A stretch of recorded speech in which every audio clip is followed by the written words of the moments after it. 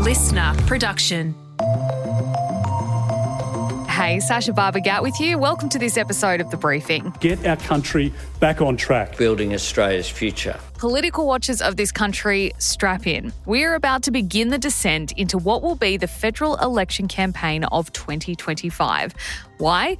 Because our representatives, the country's MPs, are back at work proper this week, the first sitting week of Parliament for the year.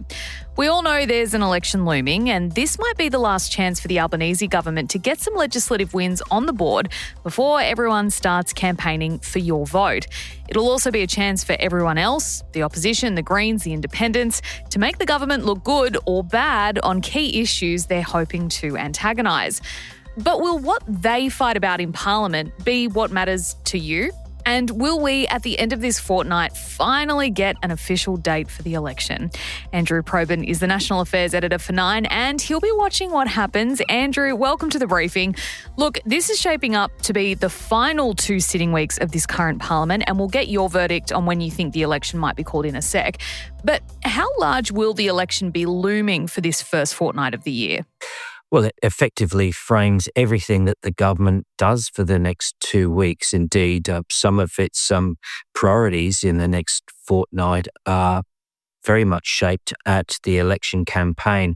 There are 3 pieces of legislation it says that it wants to put up. For example, it wants to put up a guarantee of 3 days childcare, knowing that Peter Dutton is going to say no, and knowing also that Peter Dutton's likely to have an alternative which will emerge in coming weeks. Now, why does it put up something that it knows it's going to lose? It's all about framing Peter Dutton as Dr. No.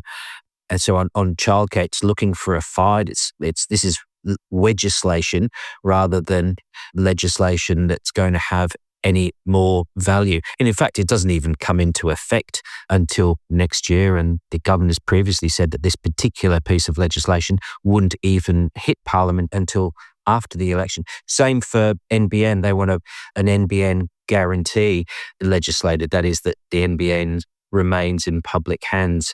This is more legislation that is more about the political fight that ensues rather than its intrinsic value as a piece of legislation, because whatever you legislate, you can unlegislate, of course. There's a couple other elements here, Sacha, but the whole fortnight is all geared at the next election campaign.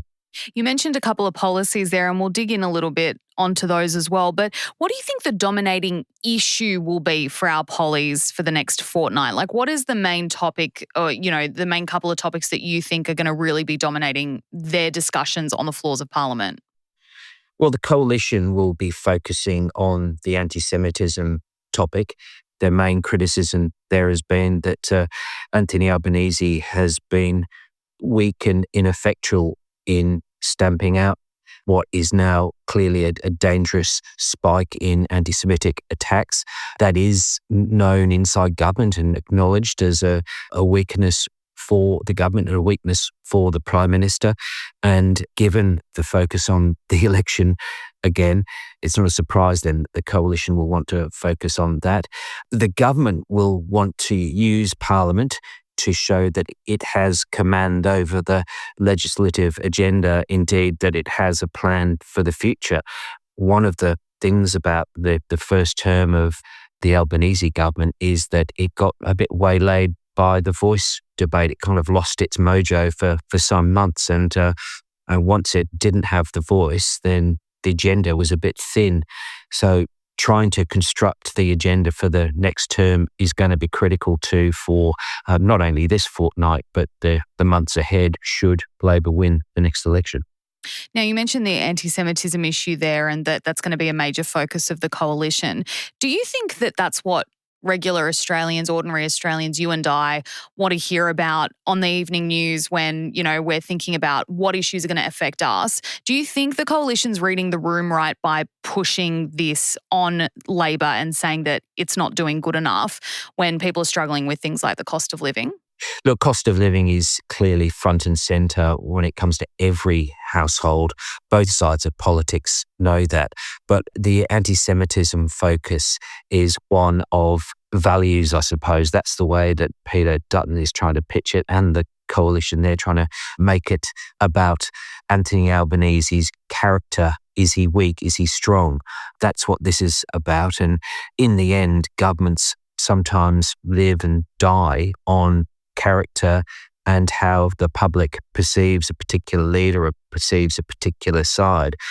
When you're the opposition, you have greater latitude to forcibly speak one particular view. When you're in government, it's often a bit trickier. Anthony Albanese has looked sometimes a bit flat-footed on issues of national security, anti-Semitism. It's not his natural environment, I think, in a political sense. And that's where the opposition has seen opportunity. It is keen to depict him as the weak leader, whereas Labor is wanting to say that, Peter Dutton is a risk because he's nasty. So you can see here that the election campaign, when it does actually start, even though we're really in this faux campaign already, it's really going to be heavily focused on the characters of the two leaders. I want to talk about another issue that's been bubbling away, especially today and over the weekend, is the US tariffs issue. Now, this is something that we can't, necessarily legislate for, but do you expect that to get much conversation on the floors of Parliament when Jim Chalmers over the weekend was saying, we've prepared and we're ready if it does flow on to Australia? Look, no economy is ready for what Donald Trump is about to do. The most surprising thing is that people are surprised that he's done what he's done. I mean, in slapping tariffs on Canada, the United States is slapping tariffs on its closest allies. So if it's prepared to do that against its near neighbour with whom it has enormous economic interests, sometimes entire production lines crisscross the US-Canada border, things like the automobile industry, for example. But if he's still prepared to slap tariffs on Canada, what's he prepared to do to a more distant, favoured cousin like Australia? He says he's doing it for reasons of fentanyl and all sorts of other ills that Canada and Mexico may or may not be able to resolve. But what's been interesting today is the rather muted response from the opposition, because they know, because they've dealt with Donald Trump before, that this is really, really difficult and it might be something that they're lumped with in a matter of 2 months or so, depending on the result of the election. But look, there is going to be a big focus here. I think the opposition, as much as that it talks about previously had really good relations between the Trump administration and Australia through people like Joe Hockey and the like, they know it's very difficult.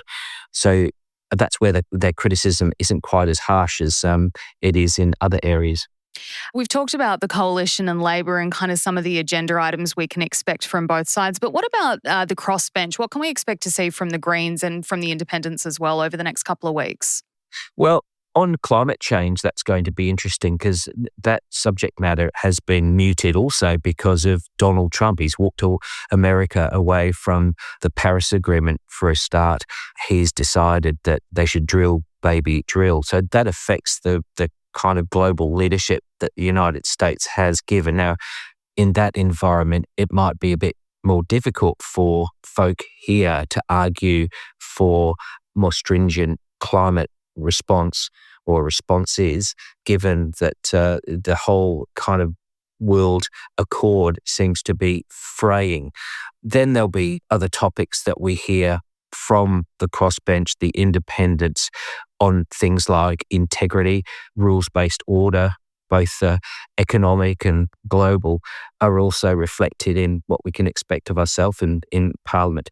But politics at the moment will continue the same path that it's taken in previous elections, and that is that roughly about a third who will vote the coalition, a third who will vote Labor, and a third that will vote other. And I think that pattern will remain.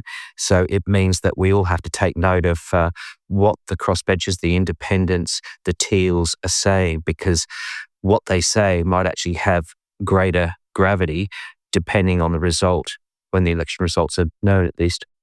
People are saying that it could be the final 2 sitting weeks of Parliament with this federal Parliament that's been voted in. Why are people saying that? They're saying that because it's unlikely that the government wants to go to another budget. Budget is scheduled for March 27, and that they would rather, given that might be some bad news in that budget, including a budget deficit for the first time in 3 years, given that it might be cleaner politically to go to an election in, say, early April. I think that's a very live option. And you also, if we have the Reserve Bank acting on interest rates and the cash rate, if they cut interest rates by 0.25%, the cash rate at least of, I think that's February 17 or so, that would be a great springboard politically for the government to say, hey, we're through the worst, off we go now, inflation's under control, good times ahead. And it's that environment that they would want to capitalise on. So the one tricky aspect for the government, though, is the WA election, which is scheduled for, I think it's March 10. So is the calculation that they would embed themselves at the tail end of the WA election, or do they wait until just after? So if they wait until, say, a couple of days after the WA election, and I think Albanese visits the Governor-General on, say, March 12, that would be an election probably April 12. Okay, so still a couple of options up in the air, either after the RBA meets for February or maybe after the WA election. We might finally get that call from Anthony Albanese as to when we can expect to go to the polls. How are you then expecting the campaign to shake out? And I think you've touched on it a little bit already as we've chatted, but, do you think it's likely to devolve into these culture war kind of politics that we've seen come out of the US? Or do you think Anthony Albanese is going to try and hold to his 2022 promise, which is make it about politics, make it about policy, not about culture wars like we see in other countries? Look, I think the culture wars are going to be a rich element, sadly, of the coming election, as well as character. On policy, there will be a big focus on the coalition's nuclear power policy, which still is lacking a lot of detail, especially about the how and when. It's all a bit vague at the moment. So we did expect a bit more detail than we were given, and the costs were a bit ropey when you looked at some of the assumptions. So there'll be focus on that. The coalition will know that the times have changed somewhat on climate change. It is going to be interesting to find out what younger Australians think of nuclear power. Polls seem to suggest that older generations are more fearful of nuclear than the younger ones. I think we might have a bit more focus on that. In terms of less on what they say is where they go, I think that's going to be very, very important. The Labor Party needs to support and maintain and retain some of its, or all of its seats in Victoria, to use that as a bulwark against losses elsewhere. It sees opportunity in Queensland, so the coalition will need to try and maintain its dominance in Queensland, and there'll be seats in parts of Sydney and Western Sydney in particular that are in the offing. And then there's focus in Tasmania. The coalition believes they might be able to pick up a couple of seats down there and maybe one or two in WA as well. So it's really, it's going to be a hot contest, and there's going to be a lot of travel, but there's going to be a lot of focus on WA, Queensland, Victoria, New South Wales. And before we let you go, Andrew, what do you think is going to win the 2025 election for either, Labor or the coalition?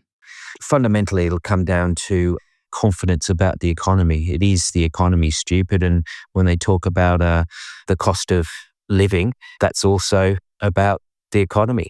So it's confidence in the economy. It's going to be confidence in management of the world environment too.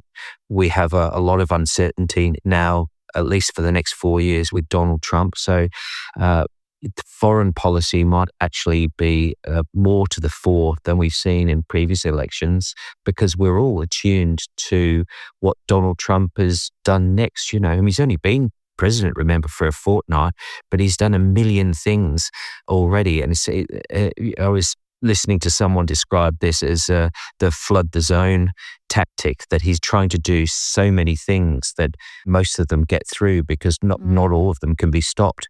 Now, given that, the chaos that's going to ensue for the next few months and possibly years because of that means that having a strong government in Australia, one that can actually corral its allies and convince the United States not to do any more self-damage or damage to the rest of the world and the rules-based order, that's going to be very, very important in our election. All plenty to look forward to. Andrew Probyn, thank you so much for your time. Thanks, Sacha. Channel 9's National Affairs Editor Andrew Probyn speaking with me there. That is it for this episode of The Briefing. Thanks for listening. Was it something your auntie might like to hear? Well, why not share it with her or anyone else in your contact list who wants to get the lowdown on what's happening in Canberra and how it's going to affect us normal people. We'd really love it if you did share it. And we would also love for you to check us out on socials. We're on Instagram at The Briefing Podcast. We're also on TikTok and YouTube. Search Listener Newsroom. And we will be back in your feed tomorrow at 6 a.m. with the headlines and a deep dive previewing a really incredible investigation done by the team here at Listener. You do not want to miss it. I'm Sacha Barbour Gatt. I'll see you then.